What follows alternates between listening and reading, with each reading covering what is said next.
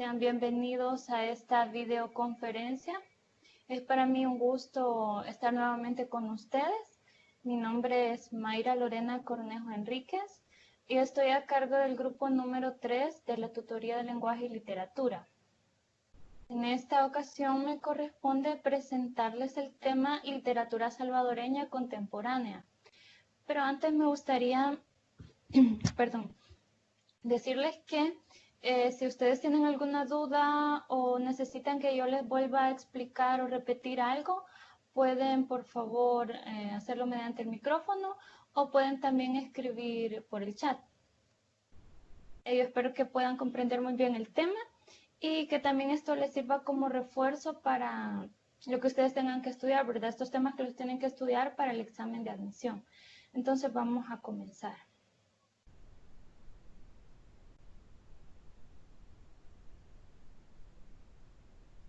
Como les decía, vamos a entrar a lo que es la literatura salvadoreña contemporánea y vamos a estar tocando los temas de, obviamente, la literatura del descubrimiento, porque tenemos que remontarnos a los inicios, antes de que nuestro país fuera constituido como tal un país. Entonces tenemos que ver los orígenes, ¿verdad?, de la población que ahora formamos en nuestra patria. Entonces vamos a ver con anterioridad lo que es el descubrimiento.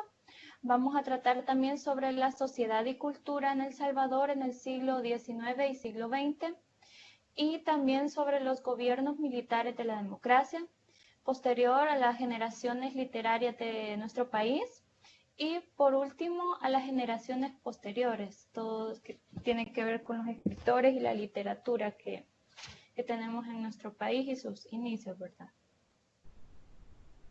Ahora vamos a ver como primer punto de qué manera el continente americano empieza a poblarse.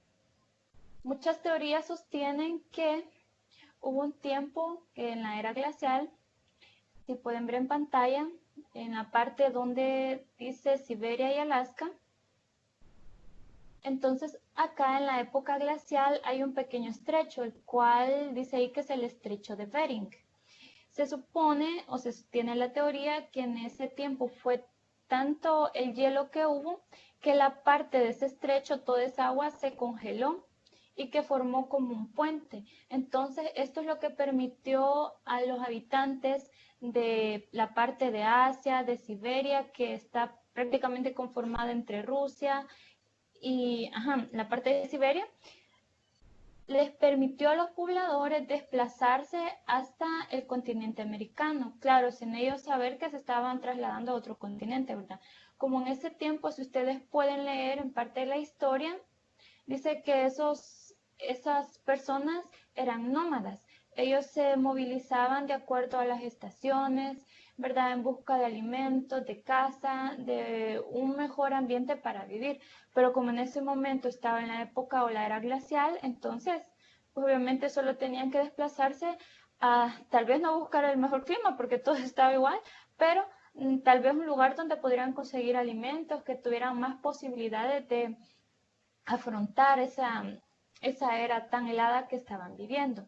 Entonces fue así como se sostiene que poco a poco empezaron a ingresar estas personas al continente americano por la parte de Alaska, luego se expandieron más hacia la parte de Canadá, luego obviamente Estados Unidos, y así vinieron avanzando hasta lo que es Centroamérica y posteriormente a Sudamérica, aunque también hay otras teorías que sostienen que ya también por la parte del sur de nuestro continente entraron otras personas de la parte de Australia o del continente de Oceanía. Entonces, pues está difícil saber cuál es la teoría o cómo fue la realidad, pero estas son las teorías más cercanas que se tienen.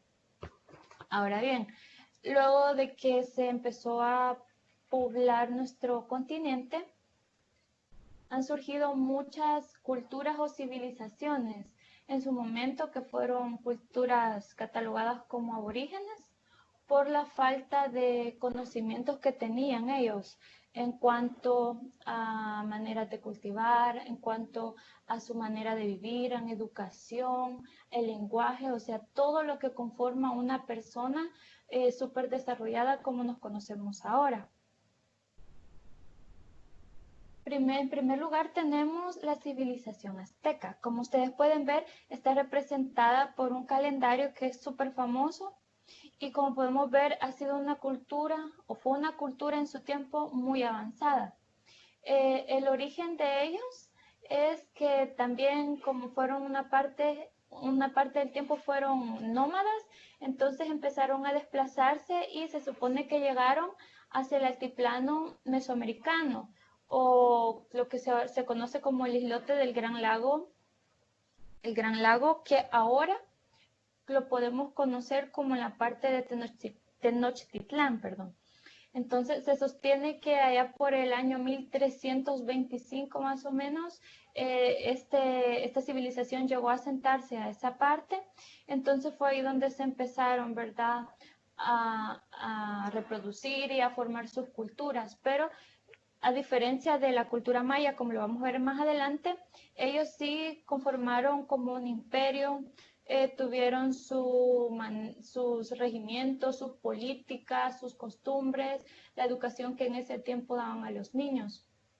Un dato importante también es que cuando ellos eran nómadas y para saber dónde tenían que hacer su asentamiento, como ellos eran politeístas que creían en muchos dioses, entonces, a una deidad les había revelado que el sitio donde ellos encontraran un águila devorando una serpiente, pero que estuviera posada el águila sobre un nopal, esa iba a ser la tierra elegida. Entonces, esa fue la tierra que encontraron en el año 1325 y justo encontraron al águila, es mitología, ¿verdad? Encontraron al águila devorando la serpiente y posada sobre el nopal. Y lo que ahora conforma parte del escudo de la bandera de México. Ustedes pueden revisarlo. Eso fue un dato bastante curioso porque en realidad yo no lo sabía y pues me parece bastante interesante.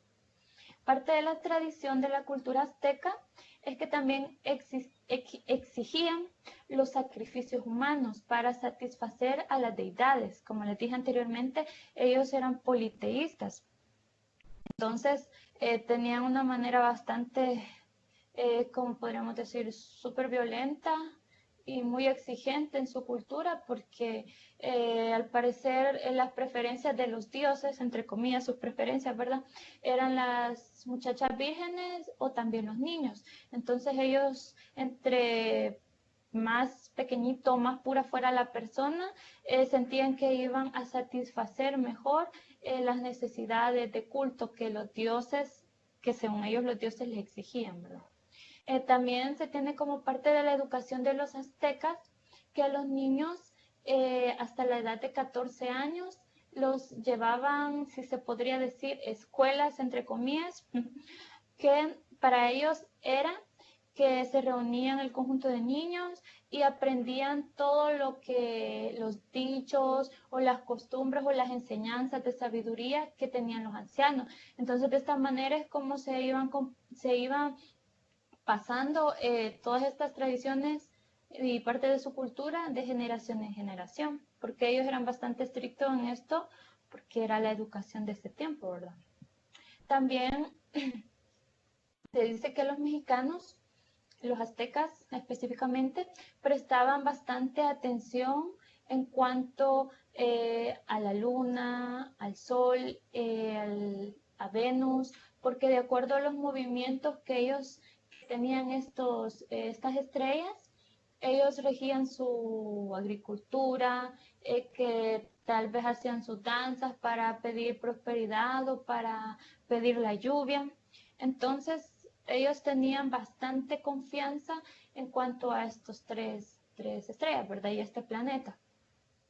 También cabe destacar que la lengua de los aztecas, o también como se les conocía a ellos, mexicas o mexicas, o aztecas, ¿verdad?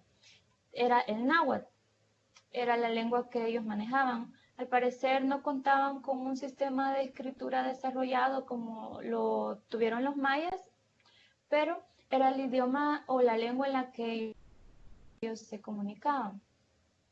También otro dato importante de los aztecas es que ellos desarrollaron unos cultivos a los cuales llamaban chinampas, que básicamente era que sobre el lago donde ellos vivían, o sea, el lago que estaba situado en la región donde ellos vivían, hacían como unas marquetas grandes con bambú, con cañas, con ramas, con barro, y esto era porque como en esos cuadros hacían cultivos, entonces ahí tenían más acceso al agua y al parecer desarrollaron la agricultura súper bien porque esta invención de ellos les favoreció muchísimo, entonces como que tenían un nivel o una calidad más alta en cuanto a los productos que ellos cosechaban en su tiempo.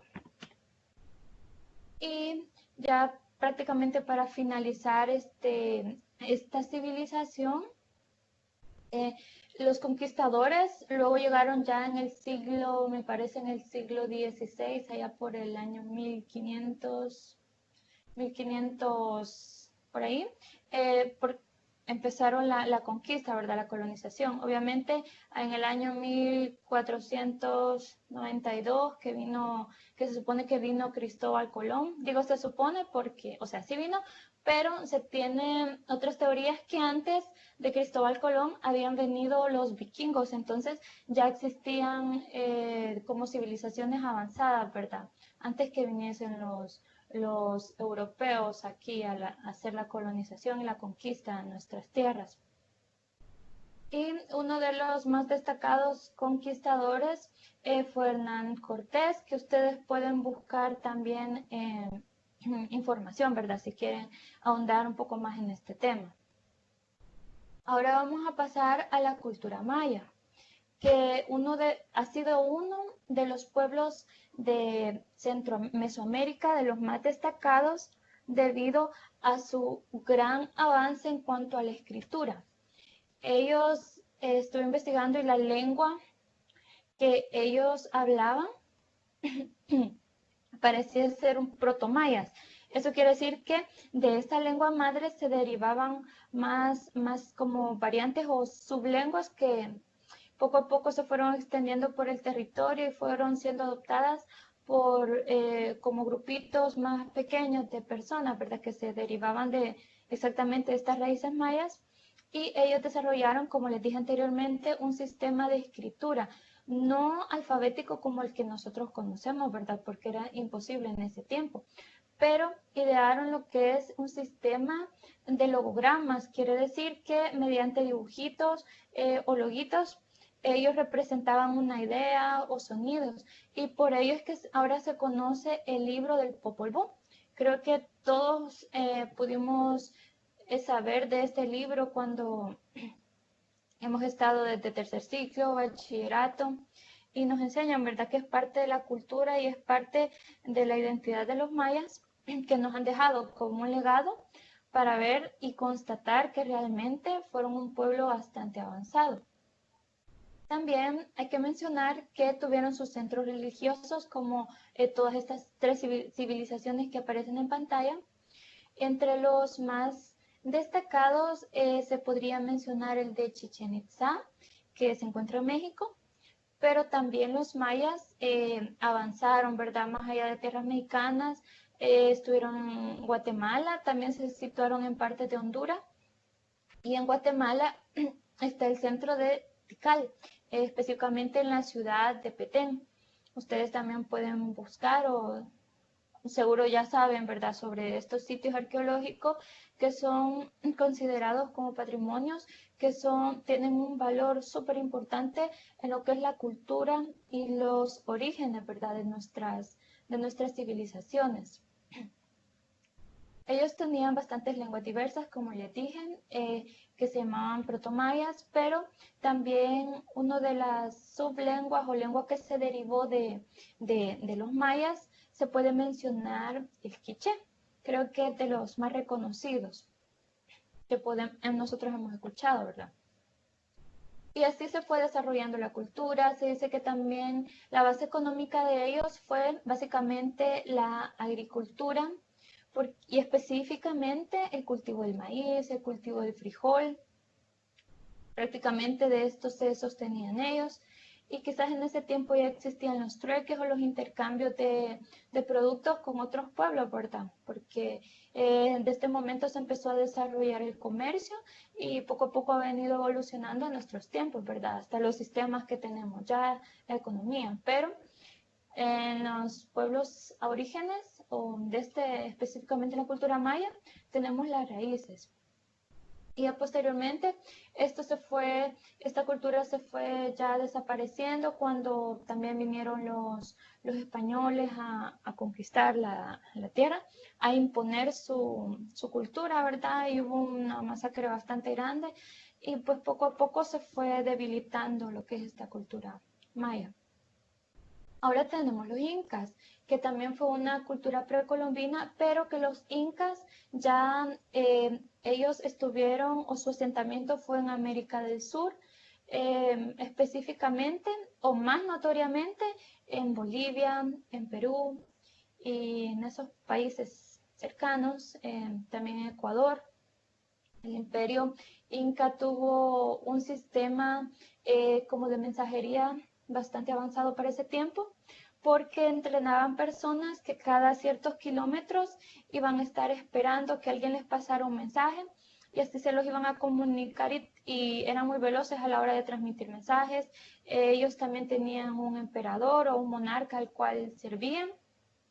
Se dice que en total fueron 12 reyes o 3 emperadores que estuvieron en cargo de esta civilización desde los siglos XIII hasta el XVI, cuando ya fueron derribados por la corona española.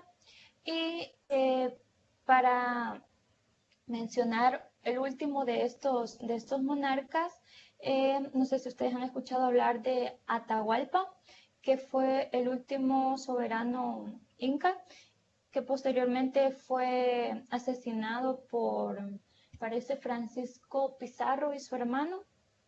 Básicamente estas tres culturas, ¿verdad?, tienen muchísimos parecidos en cuanto a su forma de vivir, solo que los incas, aparte de sobrevivir de la agricultura, también cultivaron mucho lo que es la pesca y la ganadería. Ellos criaban llamas y alpacas y vivían de sus productos, ¿verdad? Entonces, esto ha sido un poquito sobre estas tres civilizaciones que eran como las bases de la América antes de la conquista, y que gracias a ello pues conservamos muchas de las tradiciones en cuanto a comidas típicas. También quería comentarles que tal vez no hubo una presencia súper arraigada de mayas o aztecas en nuestro país, pero sí quizás una mezcla de estas. Y investigando vi que acá en el país hubo 7 clases dominantes o 7 civilizaciones o subcivilizaciones que, que habitaban este país, que son los ulúas, estaban los lencas, los chortis, estaban los pocomanes, los nonualcos y también los náhuatl pipil. Yo creo que los más conocidos son los pipiles. No sé si alguien tiene alguna pregunta hasta el momento.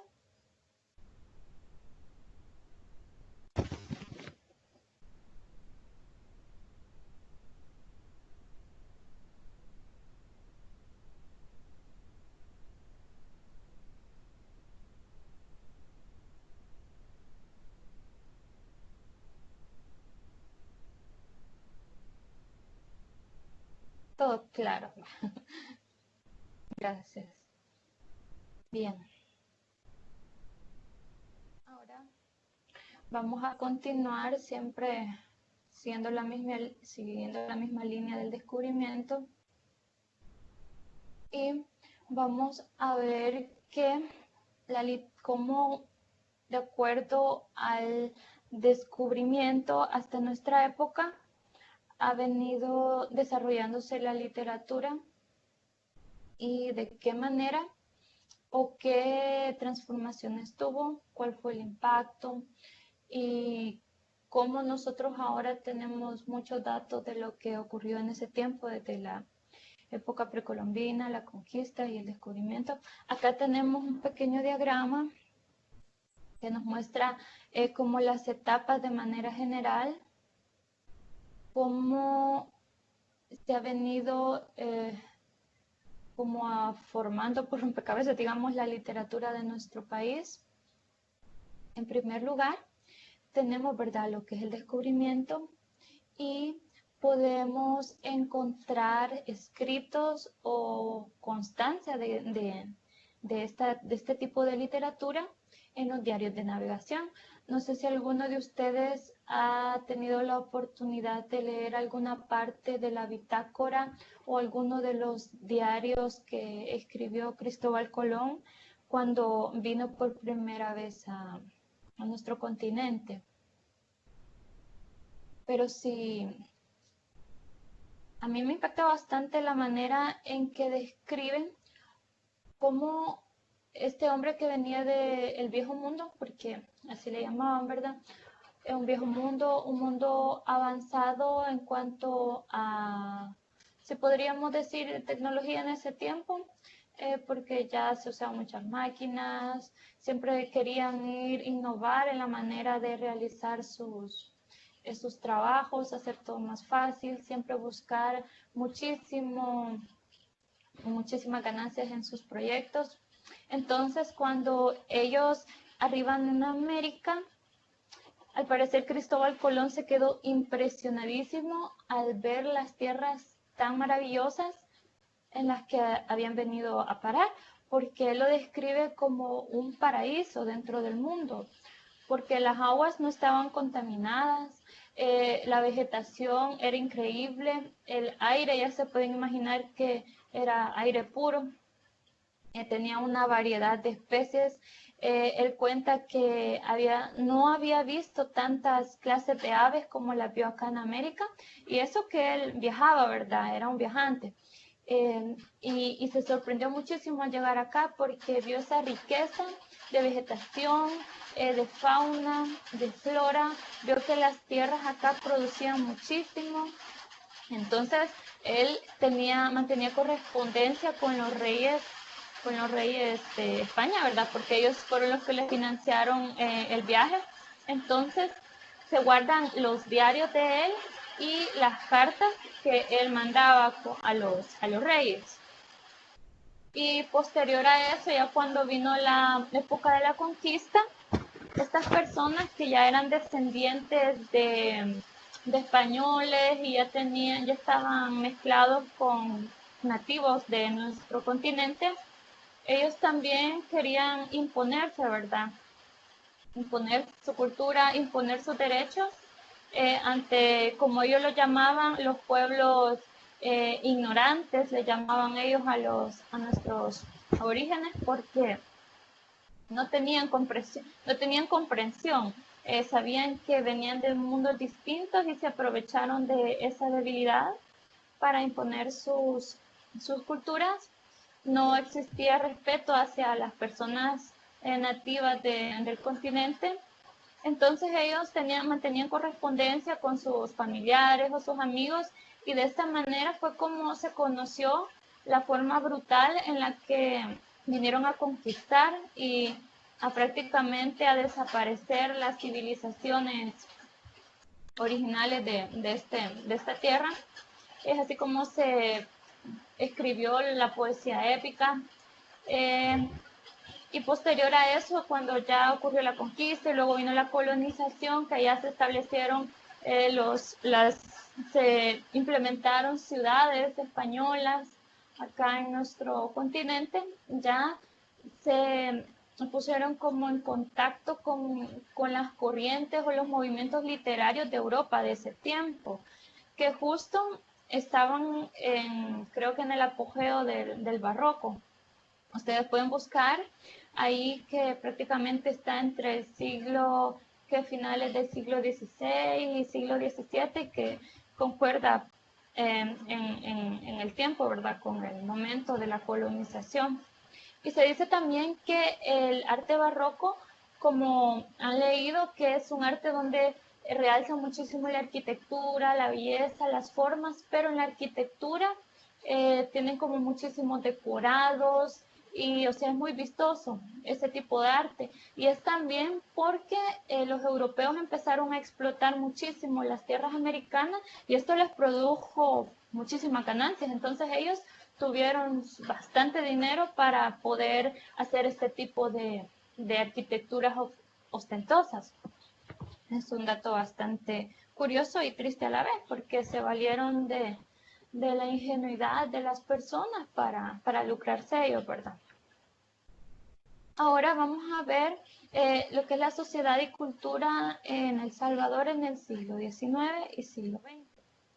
Ahora vamos a tocar un poco sobre estos movimientos que también hay que decir que no fueron de acuerdo al tiempo o a la misma vez que estaban ocurriendo en Europa, pero sí se tomaron en cuenta y pues se fueron adaptando ya a la nueva forma de vida que nos vinieron a enseñar y pues ya empezaron a ponerse a la par no a la par, ¿verdad? Pero sí a querer desarrollarse como los europeos, a ser personas más cultas, más civilizadas, adquirir muchísimos conocimientos y por supuesto también a producir muchísimo en cuanto a productos, producir literatura, porque ya era una colonia, más era un pueblo con influencias españolas, también influencias de Portugal, parte del Reino Unido.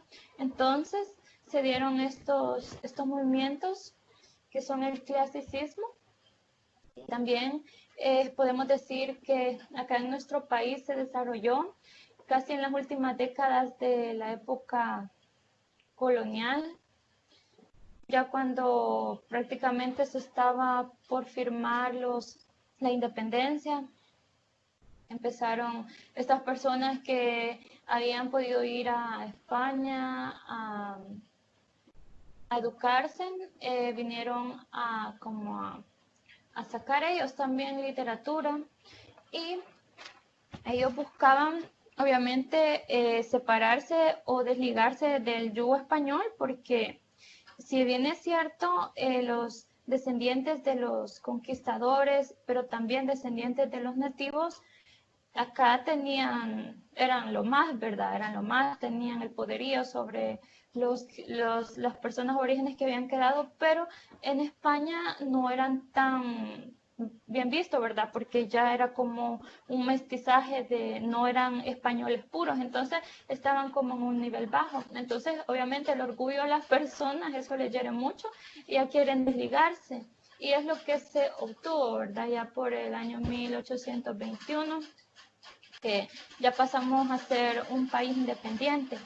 Entonces, eso se desarrolla prácticamente dentro del neoclasicismo. Y el neoclasicismo, si ustedes buscan, es que se venían retomando como los criterios que tenían la cultura greco-romana o los griegos en el periodo antes de Cristo, porque ellos trataban de ser personas súper íntegras en cuanto a su nivel cultural, psicológico, a su nivel corporal, físico. Entonces, pues sí, ya al ser acá una colonia más de España, pues entonces a desarrollarse, ¿verdad? Desarrollarse, no retroceder en cuanto a lo que se había vivido en los años anteriores, sobre las matanzas con todas estas personas aborígenes. Entonces, pues a impulsar hacia adelante y a retomar la forma de vida que les hiciera crecer a ellos como personas. Luego de eso, también hay que decir y cabe mencionar que uno de los representantes del neoclasicismo acá en nuestro país fue Isidro Menéndez, que nació en el año 1795 y murió en 1858. Si ustedes han escuchado este nombre, se ha utilizado en bastantes, creo que no sé si un equipo o calles, pero porque fue una persona de suma importancia para nuestro país. Ahora vamos a pasar a ver el romanticismo. y eso se dice que surge como contraposición al neoclasicismo. Acá las personas se dice que tuvieron como un retroceso, no en cuanto a la manera de vivir o quizás a la cultura, sino más bien como un retraso, pero que volvieron como a encerrarse en sus sentimientos, la contemplación únicamente de la naturaleza, el culto de las emociones. Ya las personas no se preocupaban por crear, por avanzar, por tener nuevas ideas y proyectos, sino más bien en describir el ambiente, en todo era emocional. Entonces, eso también estuvo marcado en nuestro país. No sé si me escuchan bien porque acá ha empezado a llover y está fuerte y no sé si les estoy gritando.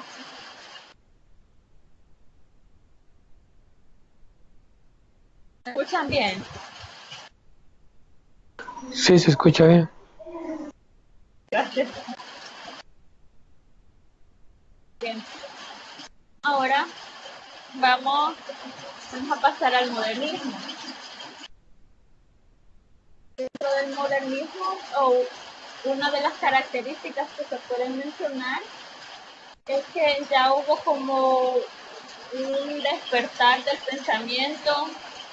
También supieron que no tenían que vivir solo en la melancolía, sino que se descubrió o ellos le apostaron mucho en cuanto a la libertad de expresión, también a la búsqueda de la belleza como podría decir un único medio de huir de la realidad cotidiana, no de los quizás de lo que habían implementado las personas del romanticismo, sino pues como esto estuvo marcado por bastantes tiempos difíciles en cuanto a guerra, las clases sociales súper marcadas, la riqueza y la pobreza eran extremas. Entonces las personas sí trabajaban, pero también ellos querían una visión distinta y empezaron como a construir quizás o a idear una manera distinta para salir adelante, para reformar quizás el sistema en el que ellos estaban sometidos. Acá en Centroamérica, dentro del modernismo, tenemos quizás a una persona muy célebre, creo que todos hemos escuchado de él, que es Rubén Darío.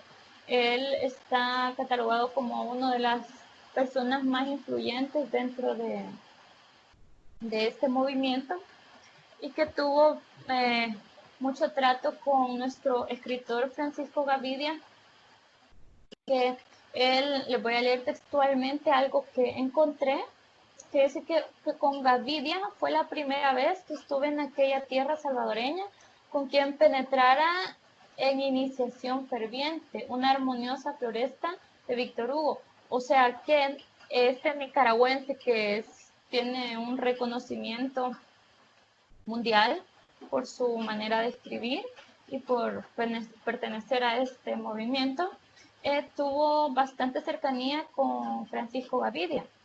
Y acá están citando a Víctor Hugo. Ustedes saben que fue un europeo que ha sobresalido muchísimo en el ámbito de la literatura. Entonces, podemos ver que cada movimiento o cada situación literaria que hemos tenido en nuestro país también tiene muchísimo realce, porque no solo se queda dentro de nuestro país, ¿verdad? Sino que hace mención otras personas extranjeras hacen mención de lo que nosotros poseemos como en nuestra identidad y específicamente en la literatura. Ahora vamos a ver lo que es el costumbrismo. Dentro del costumbrismo se puede decir que ya aquí las personas intentaban explicar como los comportamientos del ser humano.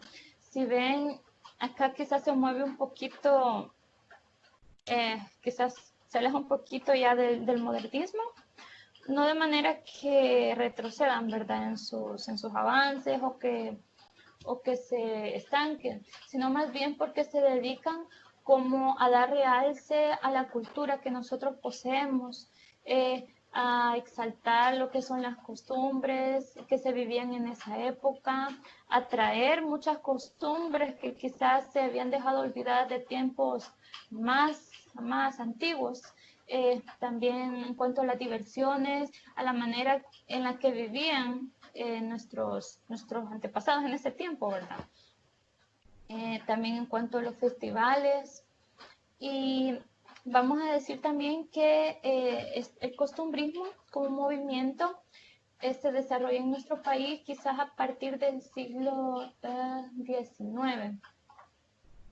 Y pues los protagonistas quizás, si nos referimos, ¿verdad?, a costumbres, a diversiones, quizás ya los protagonistas de este tiempo podrían ser los campesinos, los indígenas que todavía habían quedado, ¿verdad?, luego de la conquista y estos momentos difíciles para nuestros antepasados.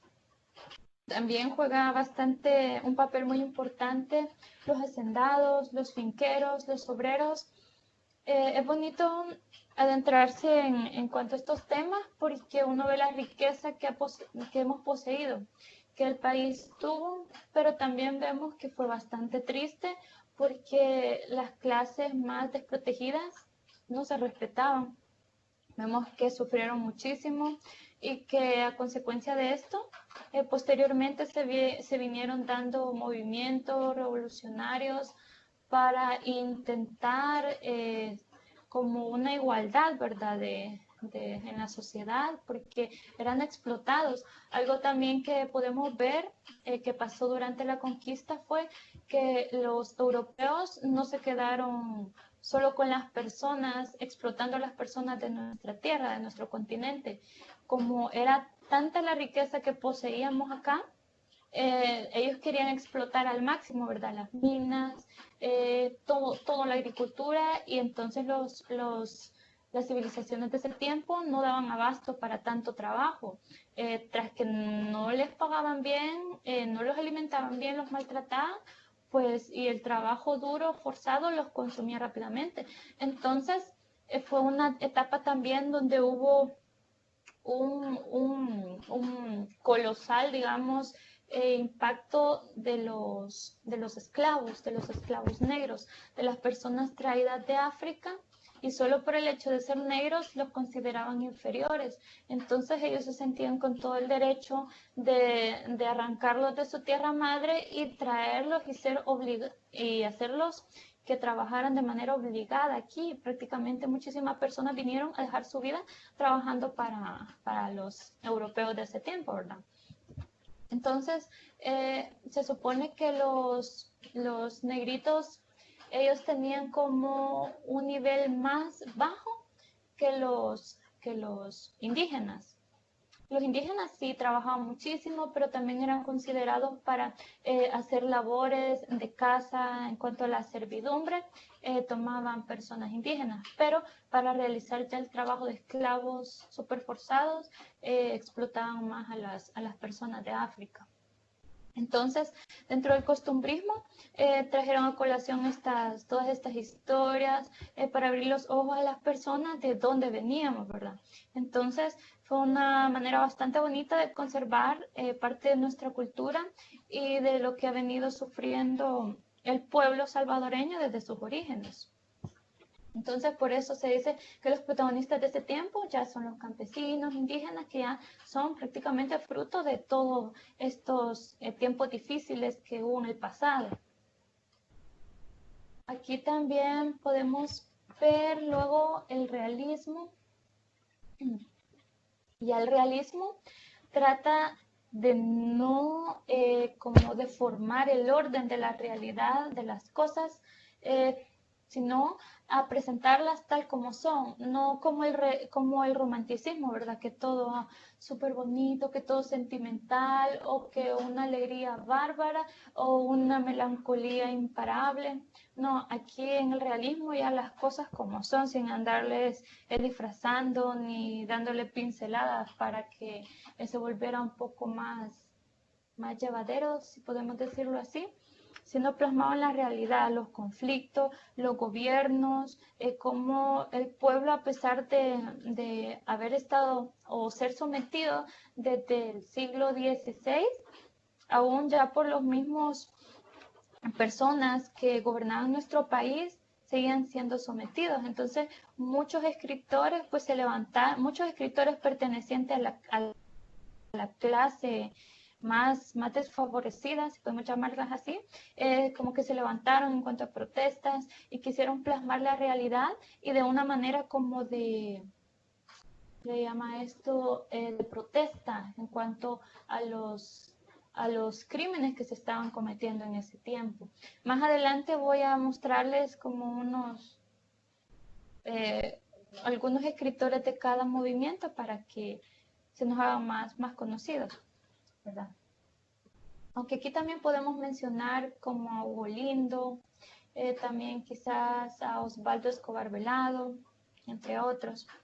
Y por último tenemos los movimientos de las vanguardias, que también se ven en nuestro país, y que en las características de la narrativa podemos ver que el poeta de este tiempo es como ya un inconforme, ¿verdad? Un inconforme, ya que pues sí que quiere desligarse del pasado.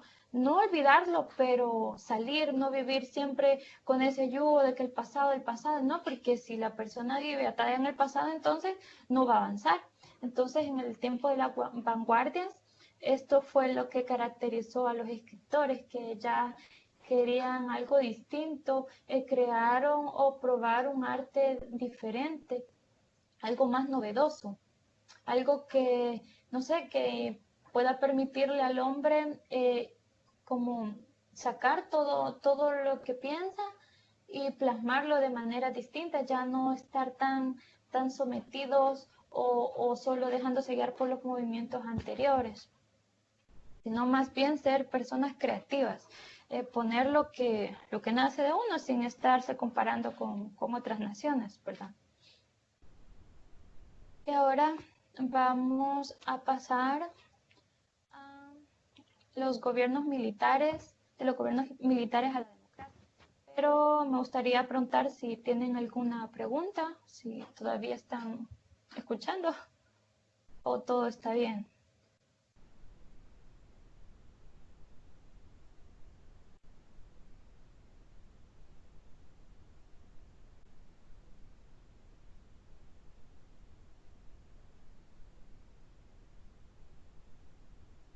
Bueno, continuando con los gobiernos militares a la democracia, que esto también todos sabemos que marcó un tiempo clave en la historia de nuestro país y por supuesto muy clave para la literatura que se ha venido desarrollando y construyendo desde de esos tiempos, ¿verdad? Desde que ya en nuestro país tuvo acceso a la educación, a la escritura, ya como personas más civilizadas y no solo personas explotadas. Entonces, vamos a ver, acá tenemos una línea del tiempo donde nos remarca quiénes fueron los gobernantes en ciertas épocas de nuestro país. Podemos ver que estuvo que el señor Romero Bosque, pero como sabemos, nuestro país tuvo una época en la que estuvo gobernada por militares que si ustedes van a la historia pueden ver que muchos de ellos no llegaron al poder, ¿verdad? Por votación, que una votación de igualdad, sino que ellos se impusieron, ellos derrocaron a presidentes anteriores y de manera muy violenta se tomaron el control del país.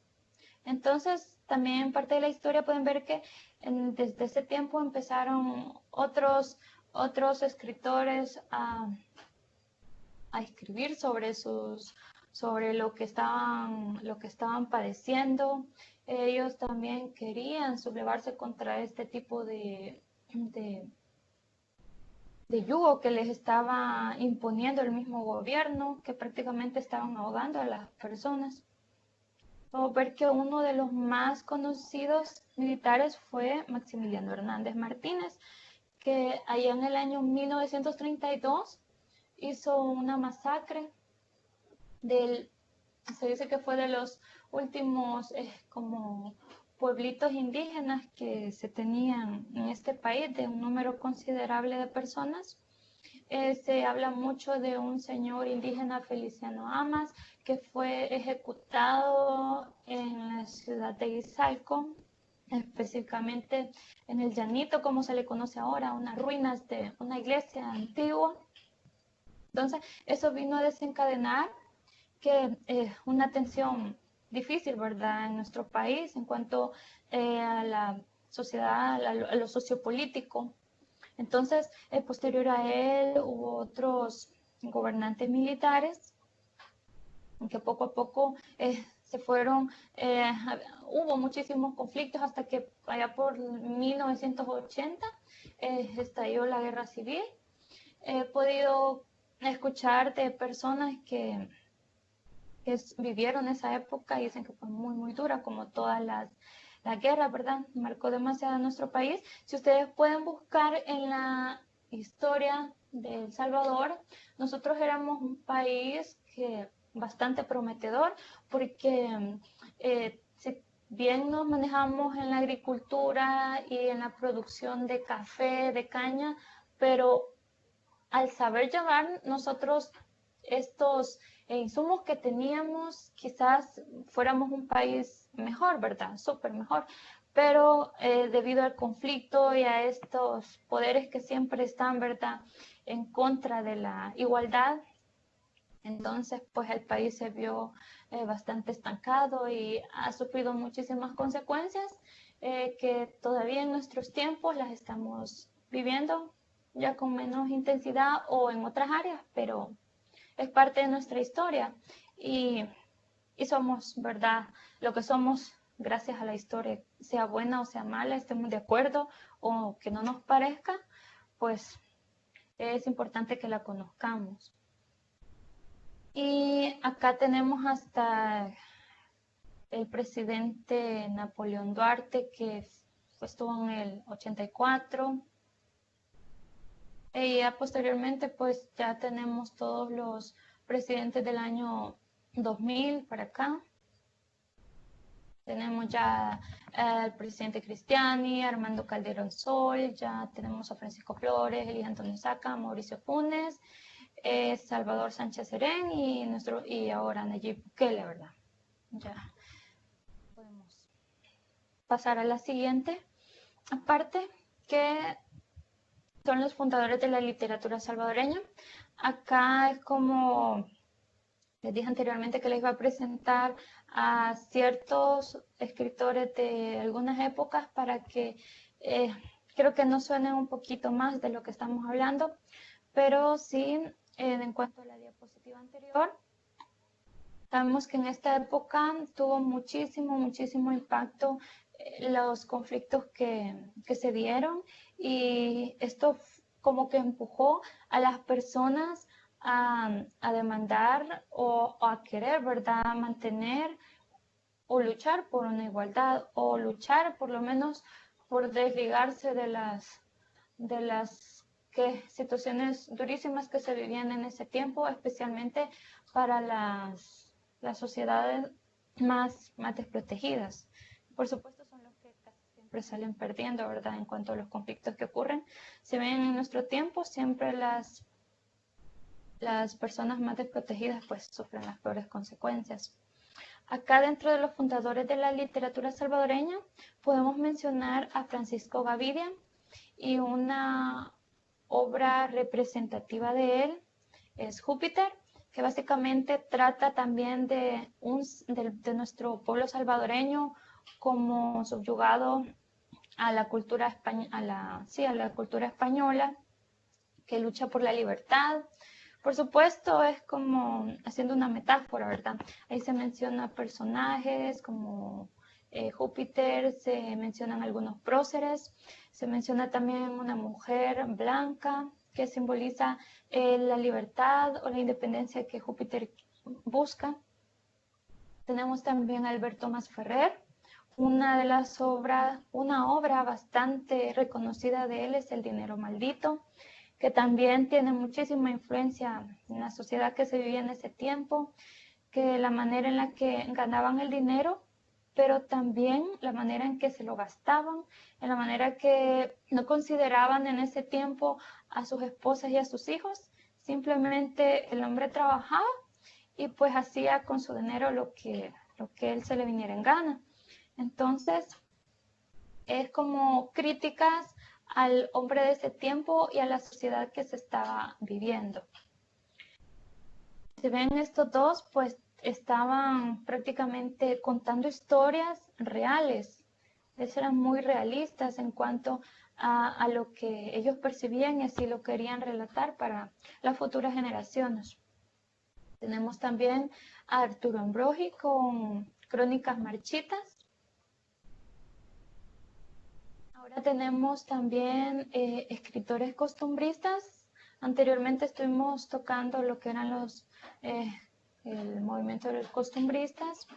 Y en nuestro país tenemos como representantes José María Peralta Lagos, con su obra Brochazos, que fue publicada en 1925.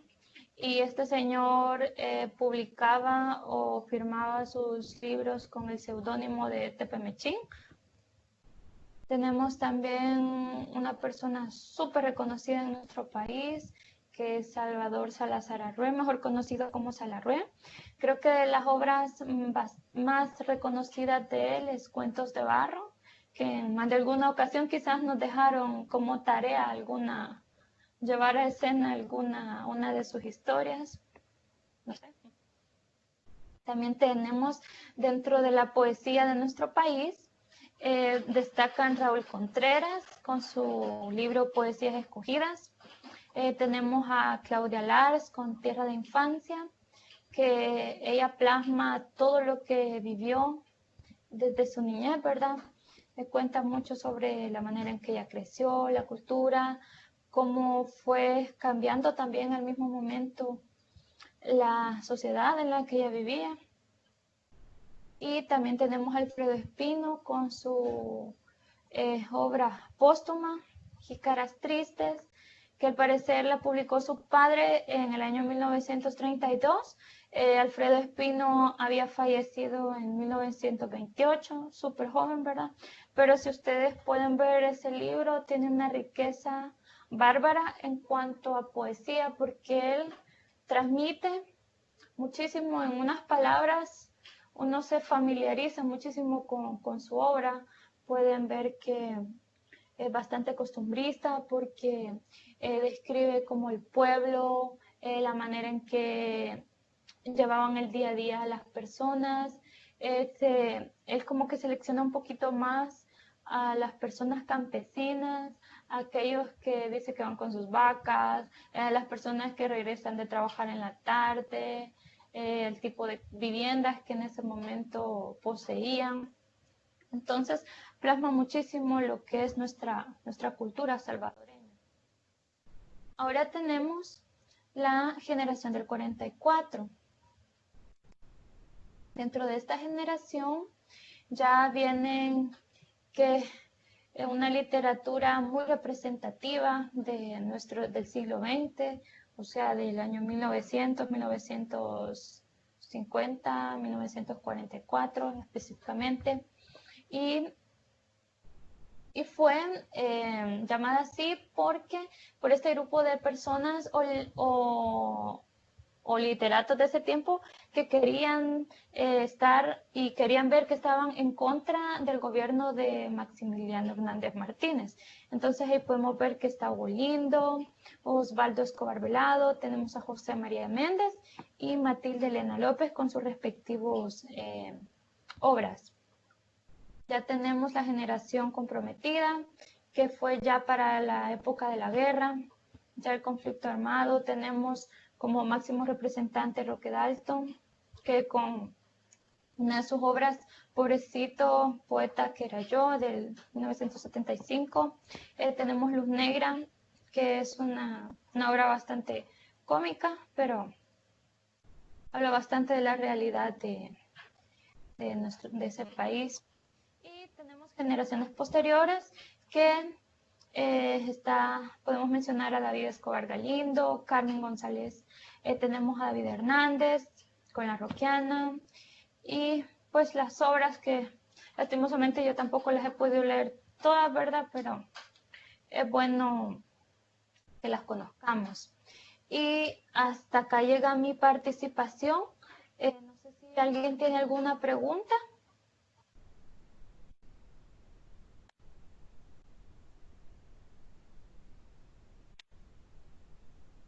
Espero que no haya sido tan tedioso, pero como es básicamente historia, ¿verdad? Entonces, pero siento que es bastante interesante al poder leer estos temas. Me dicen que todo claro. Entonces yo les agradezco muchísimo la participación, les agradezco muchísimo la asistencia y les deseo buena noche y nuevamente gracias por su presencia, ¿verdad? Y que tengan buen fin de semana y que gocen de buena salud también.